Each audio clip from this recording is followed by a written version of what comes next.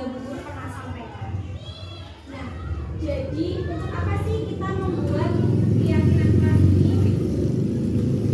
Untuk supaya kelas kita itu bisa menjadi kelas yang nyaman untuk kita tempati, bisa menjadi kelas yang tertib, kelas yang aman, kelas yang nyaman, sehingga anak-anak di sini bisa senang dan bahagia. Nah, kesepakatan kelas itu seperti apa sih? Jadi nanti Bu Guru minta kalian satu persatu untuk menuliskan hal apa sih yang kalian ingin bisa diterapkan di kelas ini. Misalnya Bu Guru kasih contoh, misalnya kalian ingin agar setiap anak di kelas ini itu bisa saling menghormati satu sama lain. Maka kalian bisa tulis keyakinan kelas di kertas saling menghormati. Itu salah satu contohnya. Nah, nanti kalau sudah kalian isi, nanti kita kumpulkan, nanti kita sortir, kita cari nih mana sih yang mirip-mirip gitu. Kalau yang mirip-mirip jadikan satu kelompok. Nanti kita akan buat, tidak usah banyak-banyak, sekitar 5 kesepakatan kelas, tapi berdasarkan hasil kumpulan dari anak-anak ini semuanya. Jadi semuanya nanti tulis ya satu hal yang kalian ingin ada di kelas kita.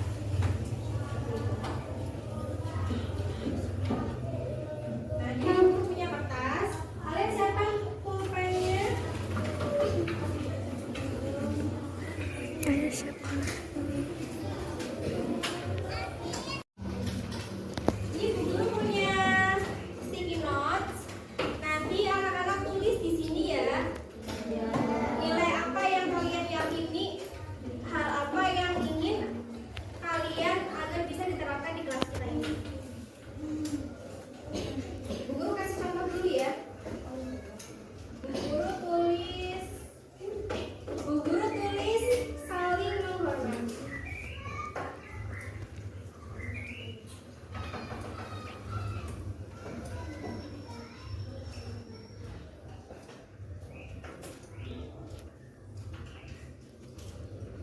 Ini Bu Guru ambil, Bu Guru tempel. Itu ya.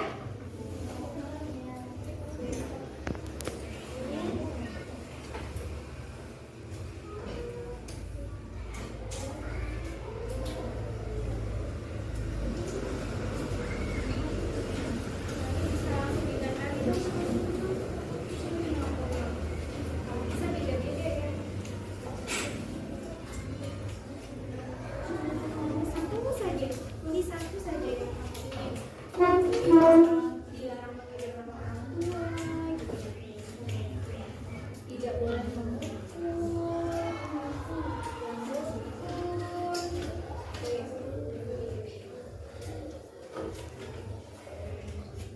misalnya kebersamaan gitu, atau buang sampah di tempat sampah.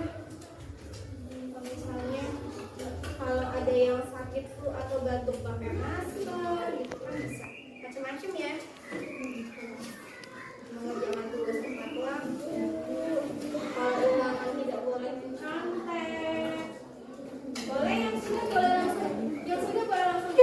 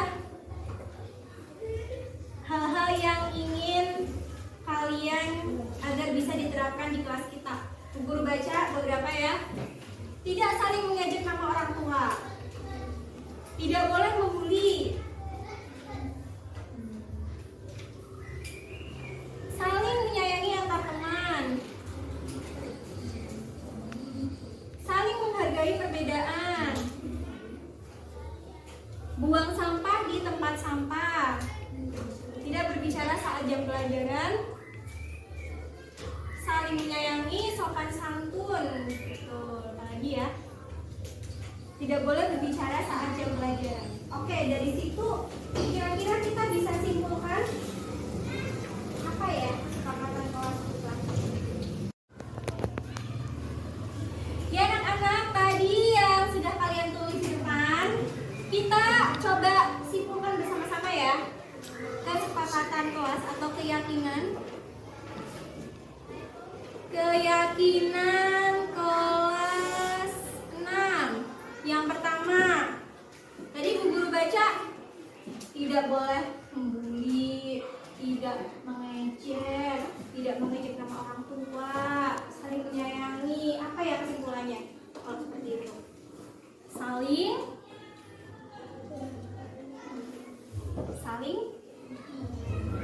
menghormati.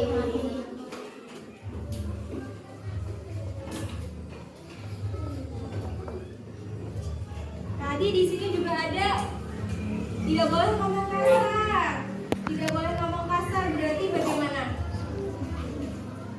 Yang sopan santun, pinter. Sopan santun. Keyakinan kelas kita yang pertama saling menghormati. Anak-anak sepakat atau tidak? Kalau kita harus saling menghormati. Yang kedua, sopan santun. Bicaranya yang santun, perilakunya yang santun, santun sama teman, santun sama guru, santun sama orang tua. Setuju apa tidak? Setuju. Berarti bicaranya boleh bicara kasar nggak, Kon? Terus, tadi di sini ada buang sampah di tempat sampah. Berarti kalau begitu kita harus menjaga kebersihan. Menjaga kebersihan.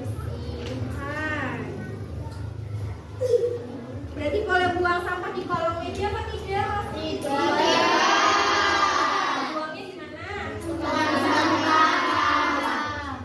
Terus tadi ada juga yang tidak boleh berisi. Yang waktunya belajar berarti anak-anak harus yang kira-kira 4 cukup? Atau satu lagi? Ada lagi enggak? Cukup 4 aja? Sepakat kalau kita di dalam kelas yang tertib? Sepakat. Menjaga kebersihan kelas, sepakat? Sepakat. Sekarang kita baca sama-sama. Keyakinan kelas 6 yang pertama, saling menghormati. Kedua, sopan santun. Tiga, menjaga kebersihan. Tertib. Ini nilai-nilai yang harus kita yakini bersama-sama dan kita laksanakan. Kalau ada teman yang mungkin hilaf atau mungkin ada yang buang sampah sembarangan, lupa mungkin ya sama kesepakatan kelas, maka tugas anak-anak yang lain harus bagaimana? Baik, terima kasih. Nanti kita buat di kertas lalu kita tempel di kelas kita ya. Iya.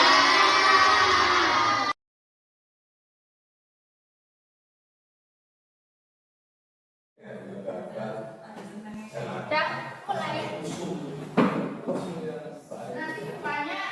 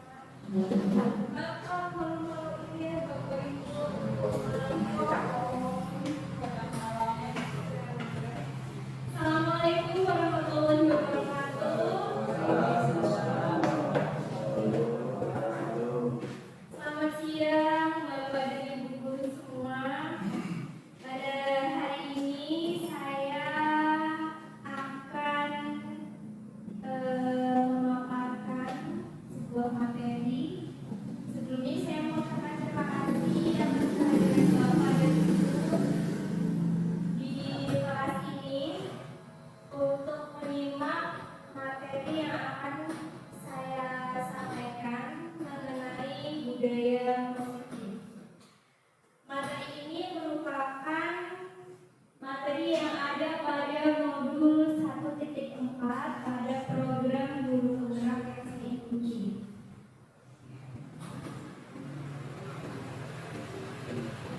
Jadi nanti kita selama 1 jam ke depan, yang pertama pembukaan, yang kedua penyampaian materi, yang ketiga tanya jawab, yang terakhir adalah penutup. Marilah kita bersama-sama membuka kegiatan pada hari ini dengan bacaan basmalah. Bismillahirrahmanirrahim.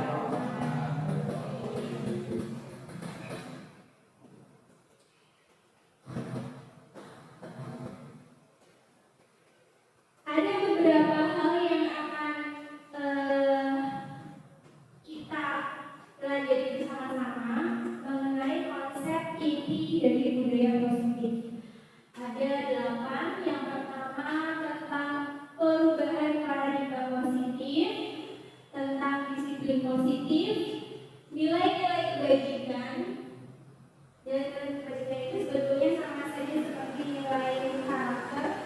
Kemudian tentang kebutuhan dasar manusia, motivasi perilaku manusia, posisi kelompok guru, keyakinan kelas, dan terakhir ini adalah hal baru juga untuk saya mengenai segitiga restitusi. Bapak dan Ibu, mungkin kita sering mendengar istilah pembelajaran berdiferensiasi. Apalagi waktu mulai diterapkannya kurikulum merdeka ini. Nah, sebetulnya di awal juga saya bingung apa sih yang dimaksud dengan pembelajaran berdiferensiasi. Kalau selama ini kita kan seringnya mendengar kalau pembelajaran diferensiasi itu berarti dikelompokkan anaknya, ada yang visual, ada yang audio, ada juga yang kinestetik. Tapi kalau menurut pemahaman yang saya pelajari, sebetulnya diferensiasi itu jauh lebih luas daripada itu. Pembelajaran itu dirancang untuk kita bisa melayani murid kita, mengajar murid kita disesuaikan dengan kebutuhannya berdasarkan tahap perkembangan. Di dalam kelas itu kan ada banyak sekali macam-macam jenis murid.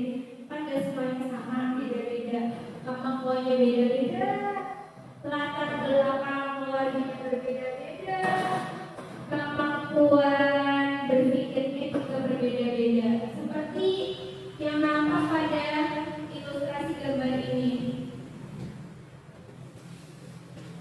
Yang pertama di sini dikasih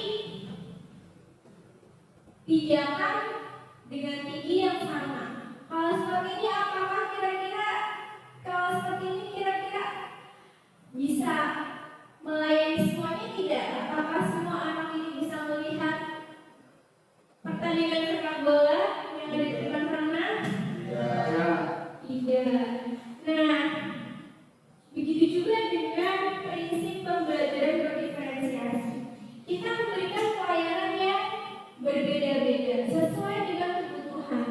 Anak yang ini tingginya mencukupi, maka dia cukup. Ada anak yang lebih kecil lagi diberi pijakan 2. Ada anak yang memakai kursi roda, maka yang berkebutuhan khusus yang memang harus dilayani, maka kita beri tangga. Ibaratnya seperti itu. Jadi kita memberikan pelayanan, mengajarkan, mendidik anak-anak sesuai dengan tahap perkembangannya, sesuai dengan kemampuannya. Selanjutnya adalah teori kontrol, miskonsepsi tentang teori kontrol. Kita sebagai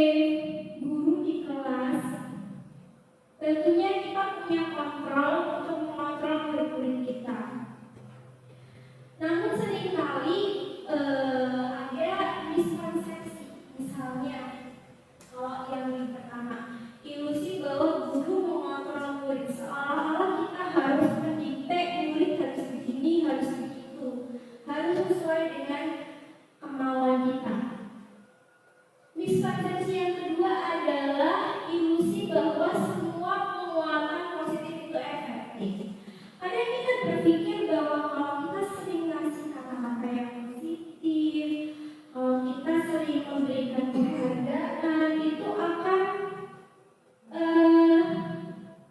semakin meningkatkan murid, tapi ternyata tidak selalu seperti itu.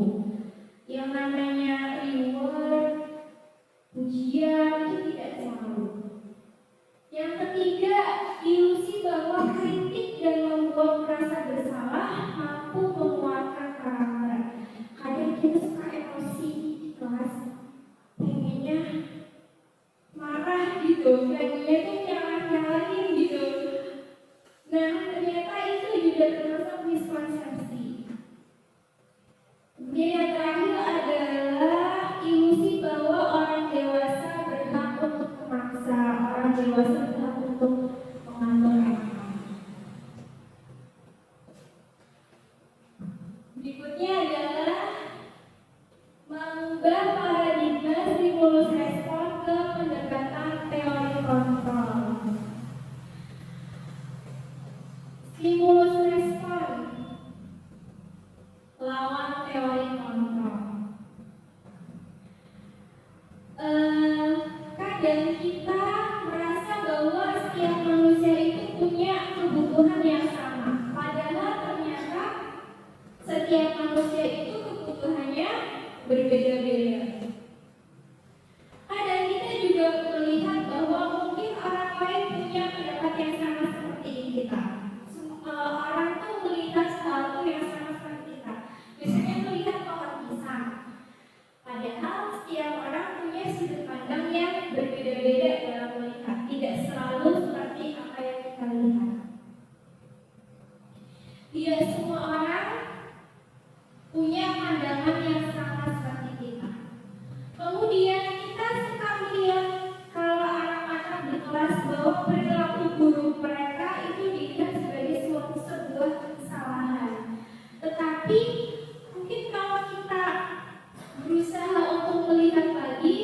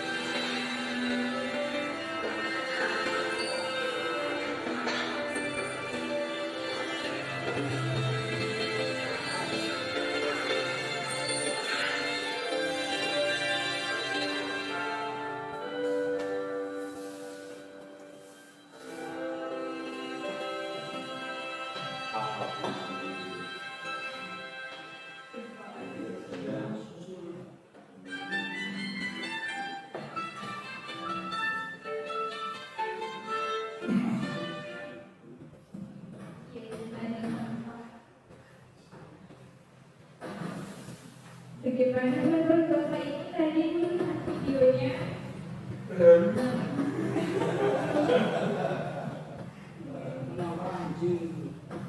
Ya, di sekolah ada anak anjing yang sekolah, tapi dia selalu gagal, tapi akhirnya dia belajar sampai akhirnya bisa. Materi selanjutnya adalah tentang disiplin positif. Jadi setelah kita belajar tentang miskonsepsi teori kontrol, selanjutnya adalah disiplin positif. Seharusnya di kelas itu kita harus bagaimana sih? Saya juga jujur masih belajar tentang bagaimana cara kita menerapkan kedisiplinan kepada murid-murid kita. Ada istilah yang namanya disiplin positif.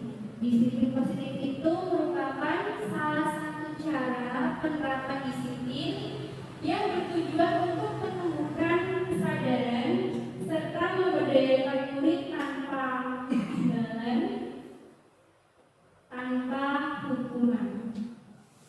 Jadi bagaimana cara kita agar murid itu punya kesadaran dari dalam dirinya untuk melakukan hal-hal yang baik. Sebagai pendidik, tujuan kita adalah mencetak murid yang memiliki disiplin diri sehingga mereka bisa berperilaku yang mengacu pada nilai-nilai kebajikan dan memiliki motivasi intrinsik dalam perubahan perilaku ke arah yang lebih baik. Jadi bukan karena dihukum kemudian akhirnya mereka terpaksa, bukan juga karena penghargaan karena mereka pengen dipuji, tapi memang betul-betul muncul dari dalam diri untuk melakukan yang baik.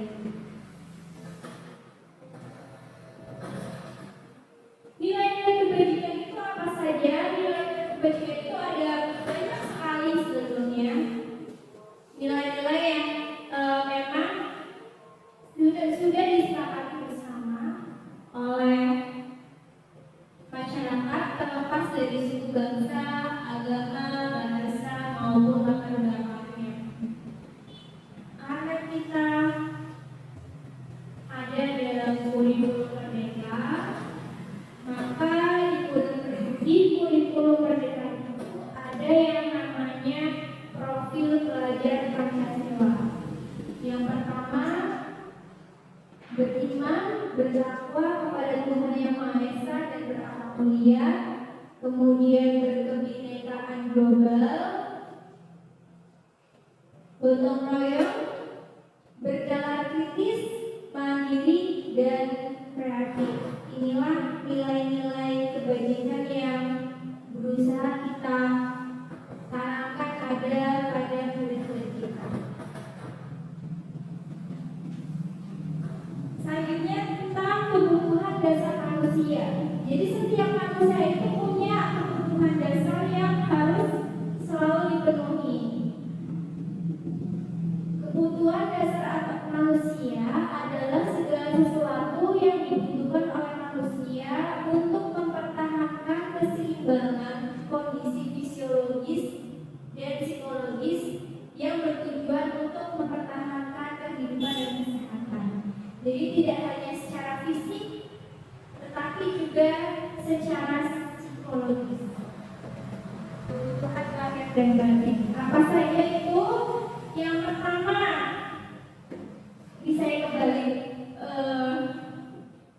kembali urutannya. Yang pertama adalah kebutuhan dasar untuk bertahan hidup, seperti makanan. Manusia perlu makan, manusia perlu tempat tinggal, manusia perlu sandang. Kemudian kebutuhan akan kasih sayang dan rasa diterima. Setiap manusia pasti membutuhkan kasih sayang, dimulai dari ruang lingkup keluarga. Kasih sayang bahwa mereka dikasihi oleh orang-orang yang ada di sekelilingnya, mereka diterima oleh orang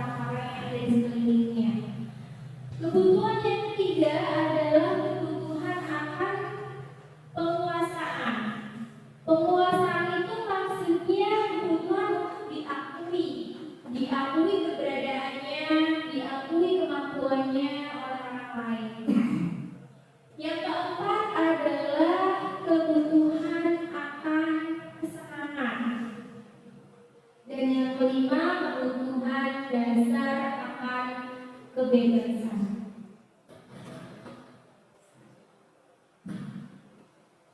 Motivasi perilaku manusia. Jadi manusia itu berperilaku itu motivasinya untuk apa sih? Kalau kita kaitkan dengan murid-murid kita, motivasinya untuk apa sih? Misalnya saat upacara bendera, anak-anak biasanya sehari-harinya tidak berseragam lengkap, kalau hari Senin berseragam lengkap. Untuk apa motivasinya? Supaya tidak dihukum, supaya tidak disuruh berdiri di depan lapangan. Jadi motivasinya yang pertama itu untuk menghindari ketidaknyamanan atau hukuman. Tidak cuma murid tetapi juga kita juga, guru juga sama. Kita misal berangkat jam 7 supaya tidak TB. Itu untuk menghindari ketidaknyamanan atau hukuman. Yang kedua adalah untuk mendapatkan imbalan atau penghargaan dari orang lain. Jadi motivasi itu supaya diakui, supaya dipuji, gitu. Itu juga termasuk salah satu motivasi.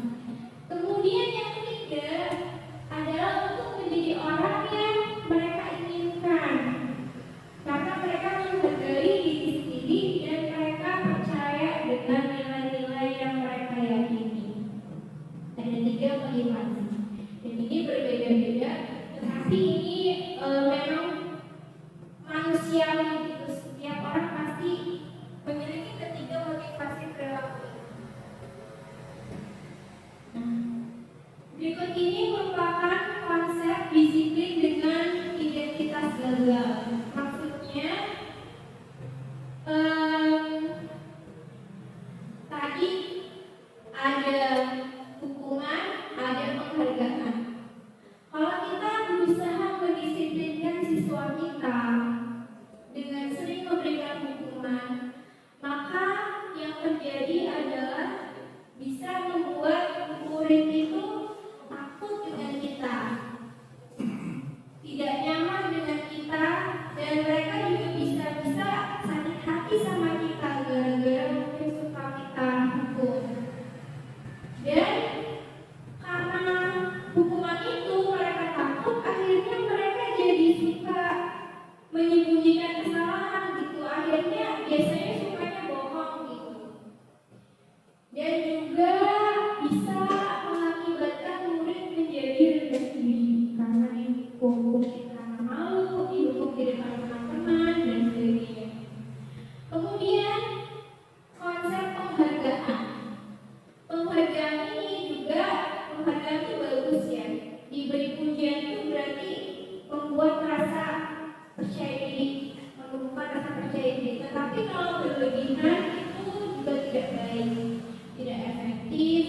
Kemudian juga bisa membuat teman-teman yang lain, misalnya ada si A yang memang anaknya baik, pintar, bisa gurunya, itu bisa menimbulkan iri di antara teman-teman lain yang mungkin tidak sering dipuji seperti si A ini.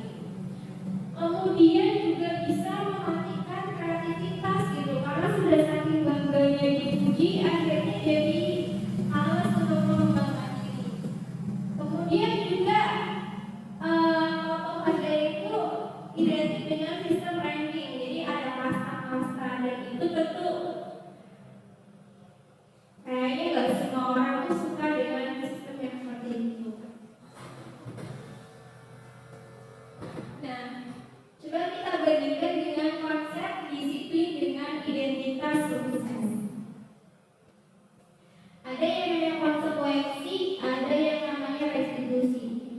Kalau konsekuensi itu misalnya seperti ini, misalnya ada murid yang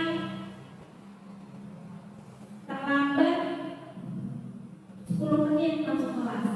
Kemudian guru itu memberi konsekuensi bahwa ketika jam pulang sekolah nanti, si murid ini harus berada di kelas 10 menit lebih lama dari teman-temannya. Itu contoh konsekuensi.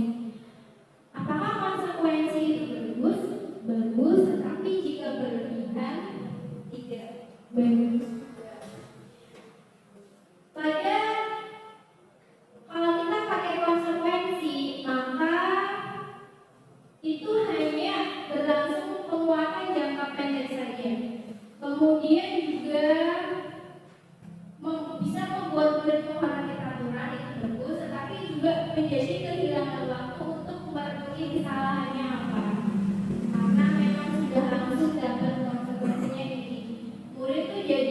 kehilangan atau jadi tidak sempat untuk merenungi salahnya itu apa. Kemudian restitusi. Kalau restitusi itu murid bisa bertanggung jawab untuk perilakunya. Kemudian dia juga bisa tahu salahnya di mana, kemudian apa yang harus diperbaiki. Kemudian kalau dia membuat masalah, berarti masalah yang harus diselesaikan itu bagaimana caranya, seperti itu. Jadi guru membimbing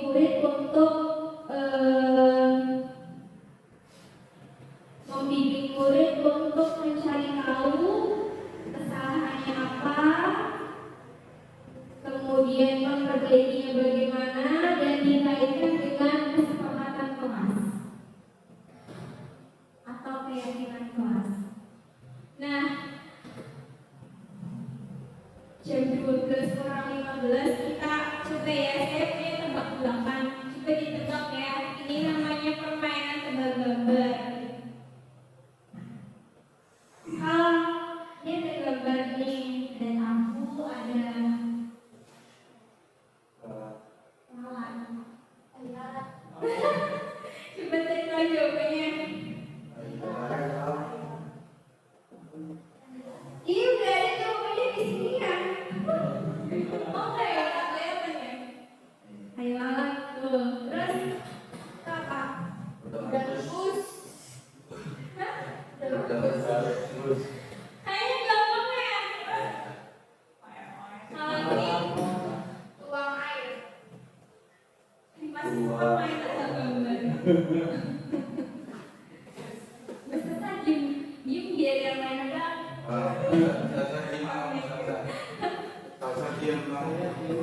Ini coba minta uang. Minta uang. betul. Jawab. Udah jago sih.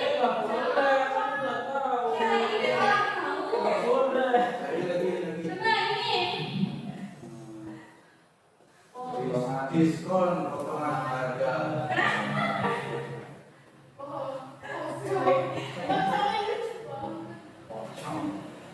Potongan harga ya, bener. Nanti satu lagi. Nah, sebenarnya di bulan pada pinter-pinter.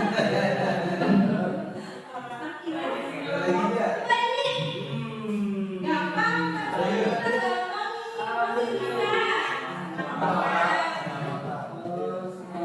sedang mata.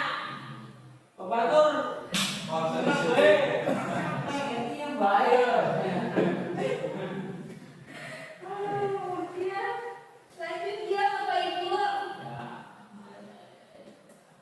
Konsep disiplin pendekatan restitusi. Restitusi itu apa? Saya juga waktu awal-awal dapat konsep itu juga bingung sih, restitusi itu apa? Restitusi itu adalah proses menciptakan kondisi bagi murid untuk memperbaiki kesalahan mereka, sehingga mereka bisa kembali pada kelompok mereka dengan karakter yang lebih kuat. Restitusi juga merupakan proses kolaboratif yang mengajarkan murid untuk mencari solusi untuk masalah mereka dan membantu murid berpikir tentang orang seperti apa yang mereka ingin menjadi. Bingung gak Bapak Ibu bacanya? Terlalu panjang. Jadi intinya itu menciptakan kondisi agar murid itu bisa memperbaiki salahnya apa, kemudian bisa Sadar kembali. sadar dia. Ciri-cirinya, ciri-ciri restitusi itu bukan untuk menebus kesalahannya. Kalau misal hukuman atau konsekuensi tadi itu kan untuk menebus, misalnya tadi berangkatnya telat 10 menit, pulangnya juga telat 10 menit, itu kan menebus kesalahan. Ya, susah minta tolong ya jagain. Terdapat 5 posisi sebagai penghukum, guru sebagai pemantau, guru sebagai pembuat merasa bersalah, guru sebagai teman, dan guru sebagai manajer. Contoh kasus, murid tidak memakai atribut lengkap saat upacara bendera. Jika dengan posisi kontrol penghukum, maka langsung bilang, sana berdiri di depan barisan. Jika sebagai posisi pemantau, maka biasanya percakapannya adalah, kamu sudah melanggar peraturan, apa konsekuensinya? Jika sebagai posisi teman, guru sebagai teman, biasanya percakapannya seperti ini. Ayolah yang tertib, buat guru bangga. Kali ini tidak apa-apa kamu salah. Biasanya kalau posisinya sebagai teman itu cenderung mengakui kesalahan. Kemudian posisi kontrol membuat rasa bersalah. Biasanya dialognya akan seperti ini. Berapa kali bu guru harus memberitahu kamu? Bu guru kecewa sama kamu. Nah, dengan dialog seperti ini, maka murid itu biasanya jadi merasa merasa menyesal, kemudian jadi kecil hati karena sudah mengecewakan gurunya. Yang terakhir adalah posisi kontrol manajer. Apa kamu tahu kesalahan kamu? Kira-kira bagaimana kamu memperbaiki kesalahan ini? Nampak berbeda atau tidak, Bapak Ibu, dari kelima posisi kontrol ini? Sangat berbeda, betul. Terus harus kita Nanti kita di sesi tanya jawab, Pak. Disimpan. Oke Pak, kita posisi kontrol. Selanjutnya, keyakinan kelas. Mengapa keyakinan kelas? Mengapa tidak peraturan kelas saja? Kita kan selama ini dari zaman bertahun-tahun kita pakainya peraturan kelas. Yang mana peraturan itu harus ditaati, dan kalau tidak ditaati maka akan mendapat sanksi, akan mendapat hukuman. Apa sih bedanya keyakinan kelas dengan peraturan kelas? Ini saya coba pakai pengadaian. Mengapa kita memiliki peraturan tentang penggunaan helm saat mengendarai kendaraan bermotor? Kira-kira kenapa ya? Kenapa kalau pakai motor harus pakai helm? Menghindari tilang. Apalagi menghindari tilang. Ada lagi tidak? Karena faktor apa? Keselamatan. Kemudian mengapa kita memiliki peraturan tentang penggunaan masker dan mencuci tangan setiap saat mandi? Kira-kira kenapa? Kenapa kok dulu wajib? Karena keselamatan, berkaitan dengan keselamatan karena urgensi, sehingga ini betul-betul harus dilakukan. Kalau tidak dilakukan maka kita yang celaka.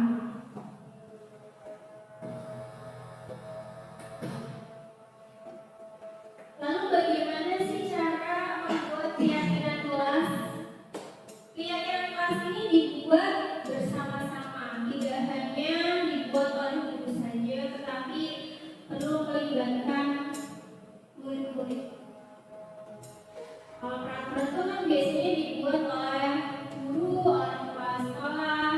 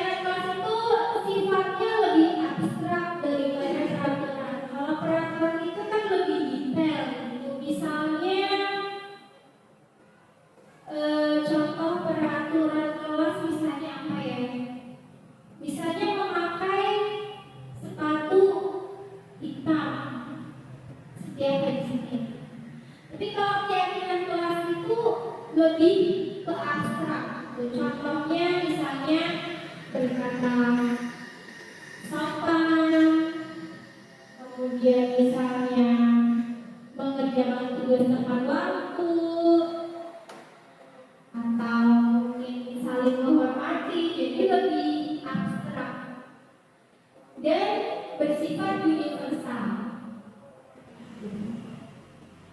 Dapat diterapkan di kelas, dibuat dalam bentuk positif, memakai kalimat yang positif. Misalnya, kesepakatan kelas itu memakai kalimat seperti ini: buanglah sampah di tempat sampah, bukan jangan membuang sampah sembarangan. Kalau keyakinan itu cenderung menggunakan kalimat-kalimat yang positif. Kemudian keyakinan kelas itu jumlahnya tidak terlalu banyak. Biasanya jumlahnya 5. Kenapa? Karena agar mudah diingat orang. Pada tahap penstabilan identitas,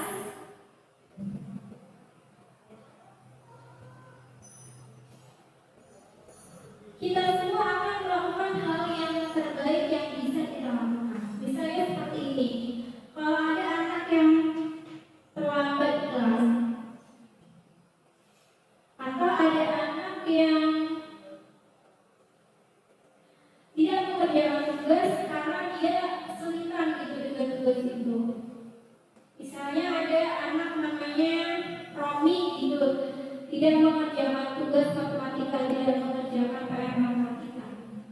Nah, kita sebagai manusia itu kan punya naluri untuk pasti pengennya ya yang bagus, pasti pengennya yang melakukan yang baik. Tapi apa daya ada kemampuan kita yang akhirnya memaksa kita untuk tidak bisa memenuhi ekspektasi kita itu. Nah, guru itu bisa apa ya? Menstabilkan kita dengan seperti ini. Misalnya ada anak yang nggak mengerjakan tugas matematika karena memang dia kemampuan matematikanya kurang. Misalnya kalimatnya seperti ini: guru tahu kamu pasti sebetulnya juga pengen kan bisa mengerjakan ini. Seperti itu contohnya. Kemudian yang kedua, validasi tindakan yang salah. Validasi tindakan yang salah itu maksudnya kita tahu bahwa setiap perilaku itu pasti punya alasan. Kenapa bisa terlambat? Kenapa bisa tidak mengerjakan tugas? Itu pasti punya alasan. Entah tidurnya kemalaman, entah memang males, entah itu memang nggak bisa mengerjakan. Dan yang ketiga adalah tahap menanyakan keyakinan. Kalau menanyakan keyakinan itu biasanya kita kaitkan lagi dengan keyakinan kelas yang sudah dibuat. Menelusuri sebab musabab atau sebab akibat dari perilaku murid kita, membuat mereka untuk introspeksi diri dengan perilakunya dan diharapkan bisa memperbaiki agar tidak terjadi seperti itu lagi. Ini adalah materi yang terakhir. Terima kasih Bapak Ibu sudah mendengarkan. Barangkali ada yang ingin bertanya dari pertanyaannya Pak Hafid. Monggo Pak.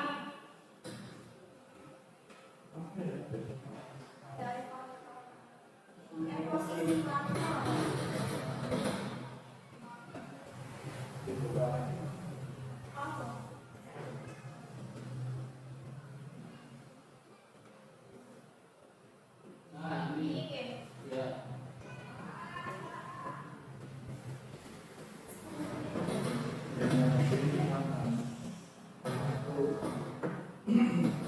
dalam paparan yang telah disampaikan oleh Ibu Sofia, itu ada salah satu paparan tentang contoh terkait penerapan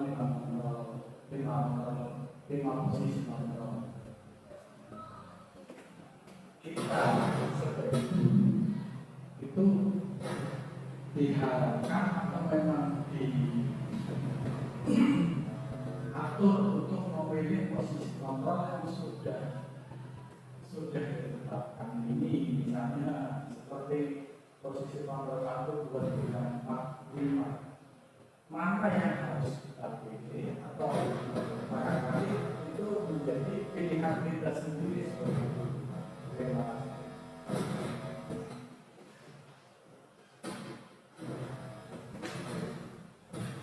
Tanyanya bagus sekali Pak Fit. Mana sih yang harus didapat dari kelima posisi kontrol ini? Coba Bapak Ibu perhatikan. Dari kelima posisi kontrol ini, menurut Bapak Ibu, yang paling ideal yang mana? Tergantung pikiran masing-masing. Ya, pasti orang beda-beda. Setiap pengelolaan kelas, siswa-siswanya itu tentu memiliki karakter yang berbeda-beda. Kadang ketika kita membuat posisi kontrol kita sebagai teman itu bisa saja yang terjadi seperti lepaskan dari jalan seperti itu. Maka saya bertanya itu mana yang terbaik, apakah ini adalah sebuah peraturan yang memang harus dilaksanakan dulu di antara itu harus memilih, ataukah kita harus bisa memilih sendiri dengan keinginan kita? Iya. Kalau ditanya apakah kita bisa memilih sendiri sesuai dengan keinginan kita, maka kalau saya boleh jawab, jawaban saya adalah bergantung. Kasusnya apa? Bergantung siswanya. Misalnya kita tidak bisa menyamakan siswa kelas 1 sama siswa kelas 6, perlakuannya itu kan pasti berbeda. Jadi bergantung objeknya, bergantung siapa yang kita hadapi, rentang usianya berapa, perkembangannya sampai mana, kasusnya apa. Akan berbeda kita menghadapi misalnya murid kelas 4 yang terlambat atau murid kelas 4 yang nggak pakai topi waktu upacara hari Senin, akan berbeda dengan kalau kita menghadapi siswa SMA yang misalnya sukanya tawuran. Kira-kira sama atau tidak posisi kontrolnya? Tidak sama. Tidak sama. Menghadapi anak sekolah dasar, menghadapi anak SMA tentu perluannya berbeda-beda. Jadi dari kelima posisi kontrol ini bergantung, penerapan itu bergantung siapa yang kita hadapi, kasusnya apa, situasinya seperti apa, gitu Pak. Jadi bergantung ya dari situasi dan kondisinya. Dari pengalaman yang sudah saya alami, ketika saya memberikan sebuah posisi mengontrol murid dengan cara misalnya membuat rasa bersalah gitu. Jawaban mereka itu bukan yang biasa. Jadi kayak sudah pasrah gitu. Saya agak lupa nih kasusnya. Pernah saya tanya sama murid, apakah sudah tidak memiliki posisi kontrol yang mana untuk penerapan 5 posisi kontrol ini, itu yang saya maksud. Demikian komentarnya.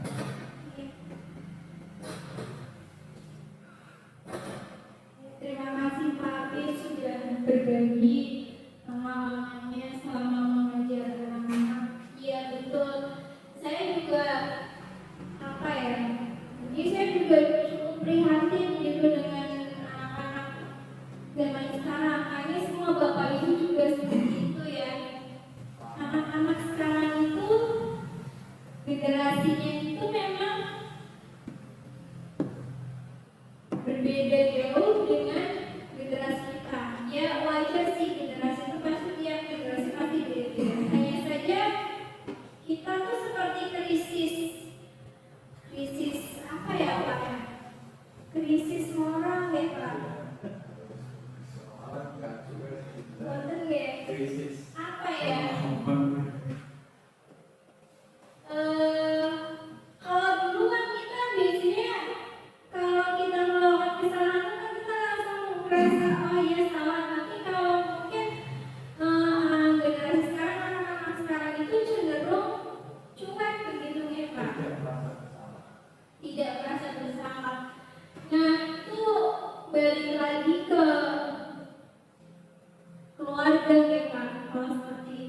bagaimana mereka dibesarkan di keluarganya.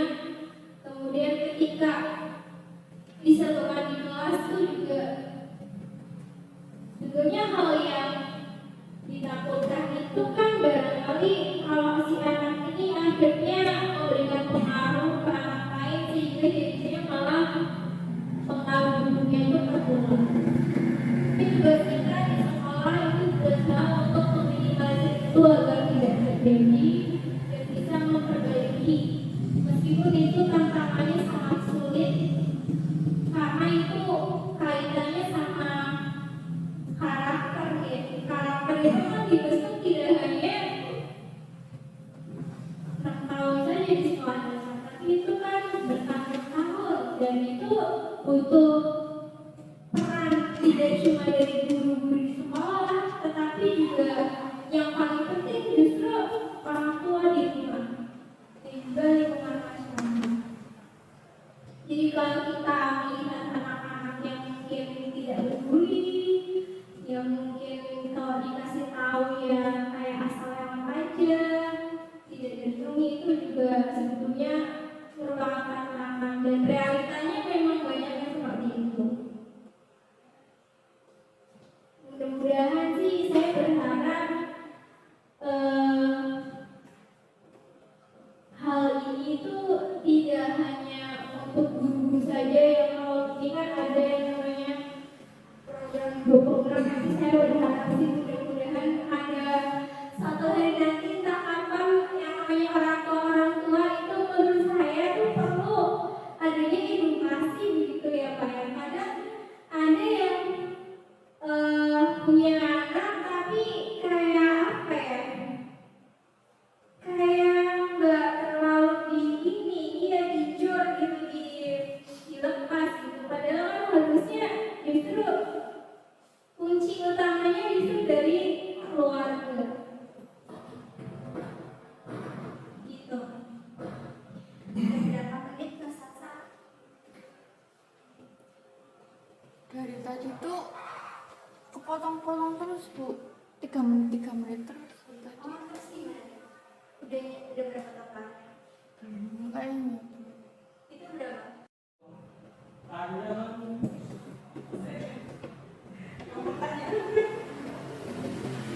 Ya demikian Bapak dan Ibu, ini pertanyaan terakhir tentang contoh penerapan 5 posisi kontrol.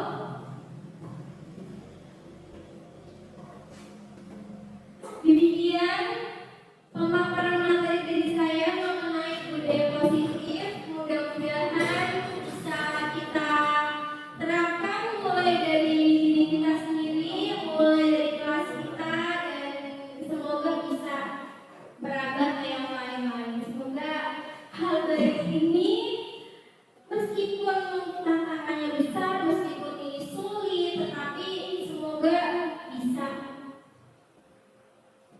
bermanfaat. Terima kasih atas kehadiran Bapak dan Ibu. Mohon maaf apabila saya ada salah kata. Wassalamualaikum warahmatullahi wabarakatuh.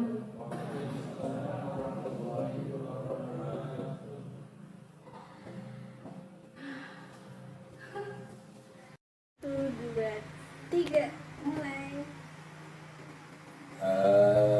Terima kasih atas presentasinya Bu Sofia tadi, alhamdulillah lancar. Untuk Bu sendiri saat menyampaikan presentasinya sangat lengkap, terurut, dan kami selaku audien sangat puas menerima ilmu baru dari Bu Sofia. Semoga kedepannya lebih lancar lagi.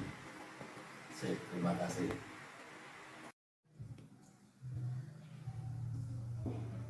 Testimoni saya tentang paparan yang dilakukan oleh Ibu Sofia Mafasa NPD tentang hal yang berhubungan dengan kontrol perilaku itu sangat menarik dan membuat kami sebagai guru-guru memiliki pengetahuan yang lebih luas tentang bagaimana kita bersikap terhadap siswa-siswi kita di sekolah. Terima kasih Bu Sofi.